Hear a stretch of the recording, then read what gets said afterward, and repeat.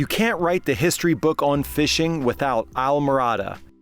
Tucked between the Gulf of Mexico, Florida Bay, and the Atlantic, the sport fishing capital of the world is in the birthplace of saltwater fly fishing.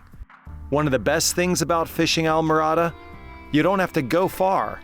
Sure, the offshore waters are generous, offering up opportunities for dolphin, sailfish, grouper, and snapper. But the backcountry shallows are home to one of the sport's most iconic challenges, the flat slam. There's nothing like the chaotic aerial display of a tarpon, the intimacy of battling a bonefish, or the skittishness of a permit, which makes success even sweeter. This classic Keys fishery can only sustain itself if the fish are caught and released properly.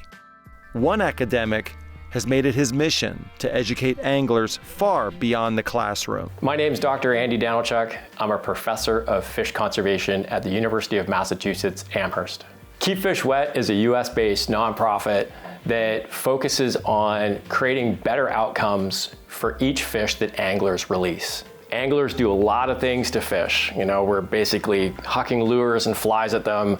We are stressing them out to our enjoyment, which is one thing, but there are ways that we can reduce the stress on those fish, still enjoy them, and ensure that they're going to swim away to be caught another day.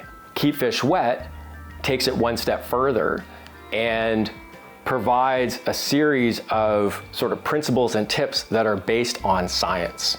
So the information that Keep Fish Wet conveys are science-based best practices for the capture, handling, and release of fish.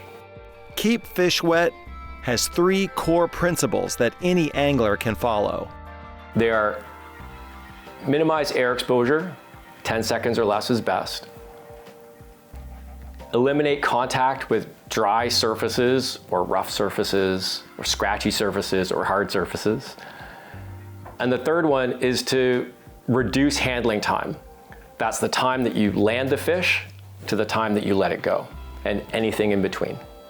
Anglers have the opportunity to put conservation into action with each fish they plan to release.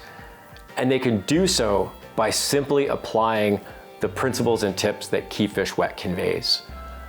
There's enough science that shows that minimizing air exposure, eliminating contact with dry surfaces, and reducing handling time all will increase the likelihood that your fish will swim away healthy and strong. Danylchuk has studied fish and ecosystems around the world. His relationship with the Florida Keys goes back 40 years. I first fished in the Florida Keys over 40 years ago. I was a little kid and we were fishing for grunts and snapper, and it was just a blast.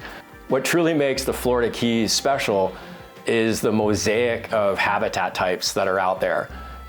From mangrove creeks to seagrass beds and to deep channels, and offshore you've got coral reefs and then deeper water. And all that mosaic of habitats provides nice little homes and niches for a wide range of fish that people like me like to target. If every angler followed Danylchuk's advice with every fish caught and released, imagine the positive ripple effect it would have.